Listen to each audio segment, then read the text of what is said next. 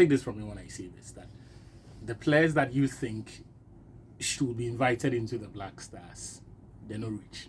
They are not at that level. And they know it. And it shows when they are invited into the national team. Ask your friends who are in the Black Stars. Ask their managers. What impressions did a lot of the players that you're asking for, what impressions did they make when they got invited into the national team? A lot of them go into the Black Stars and they are starstruck. At training grounds, they are second guessing themselves. They are getting the basics wrong. And don't give me this thing about exposure. See, I've been an athlete before. I was a runner. I was not a footballer, but I didn't anymore. And when you get into the midst of those who are better than you and are significantly are operating at a level never before seen by you, you know it. And it shows in every decision that you make. Everything you do just confirms the fact that you don't belong here. And I say this as someone who runs commentary on the Ghana Premier League every weekend. You don't watch the league more than I do. The football that we play, and let me give you one of the reasons our players struggle, when they go outside. The football that we play here, it is super slow. It doesn't have the average intensity that an elite league should have. And that's why when you take your players out of the Ghana Premier League and they go to Tanzania and all those leagues, the time they have on the ball to make decisions, it shrinks drastically. So the space that Kwame Pepra was having at King Faisal to score those goals, Kwame Poku went to Algeria. We saw the numbers there. The time and the space that the defenders will afford you, it simply does not exist. That means he has to make a certain adjustments to his game. And when he gets there, he realizes that from being an A-lister in Ghana, he's probably 5th, 6th tier as far as strikers are concerned in that area. They don't have the intensity, they don't have the mentality, the technical ability itself. A lot of them are not developed. So the players that you want us to invite into the national team, they leave Ghana, go to Tanzania and those countries, and they are not good enough. They don't make the grade. I don't need to go through the list of the names for you. But a lot of them are not good enough. And the reason is that, you see those players that you see in the Ghana Premier League and you think they are the best, they are not. The Ghana Premier League gets the crumbs on the table. The clubs that produce the elite talent in this country, the players that they believe have no chance of making it outside in the markets that can pay for talents from Ghana. It is that category of players.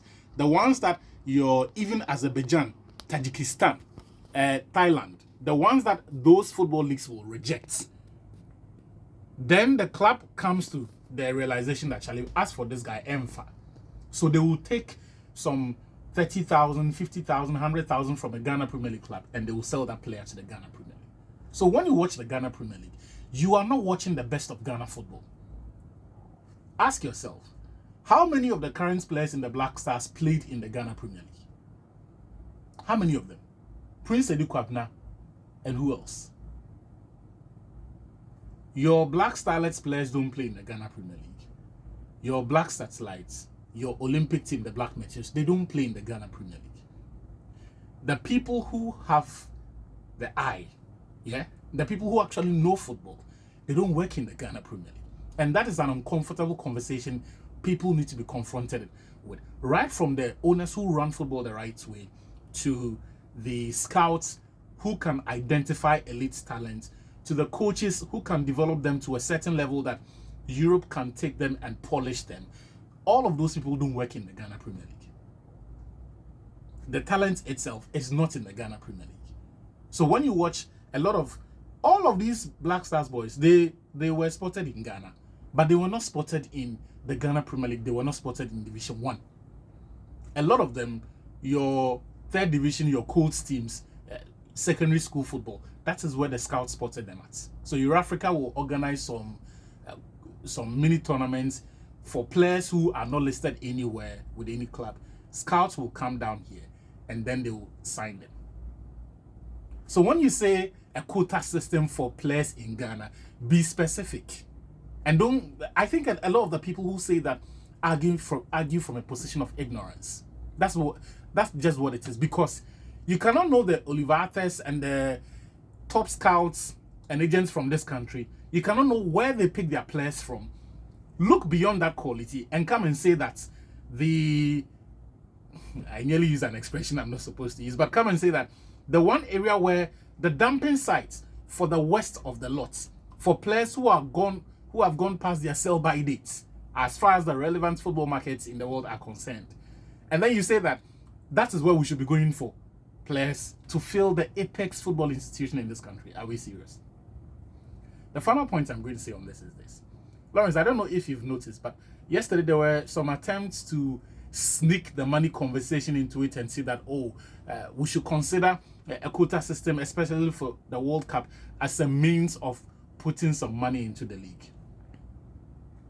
The 2022, the FA took Danlad Ibrahim, Efriye Banya. Was there a third player to the World Cup? The monies that came, ask yourself, how was that reinvested into Hearts of Oak and Kumasi Asante Kotoko? The monies that they got from FIFA, how did they reinvest it into those clubs? Are they better for it? They are still relying on their supporter chiefs and Brian Makambis to scout players for them. Yeah, the very people whose scouting has produced the non-competitive teams that they have are the ones that they are relying on to get players for them.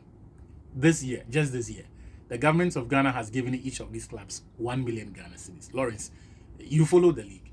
Do you get a sense? Do you see any evidence of an institution or a product that has had capital injection?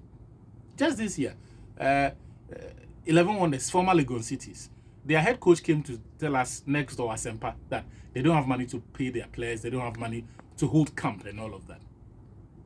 So these are people who waste money. When it comes to the state investing into the league, they don't use the money well. Nobody should come and tell. In any event, it is their business they are running. It is up to them to find the money. A few weeks ago, a 20-year-old Dominic Frimpong lost his life because they suffered an armed robbery attack. For two reasons. One, they were traveling without security, and also because they actually decided to travel at night. Now, the travel at night, I can understand.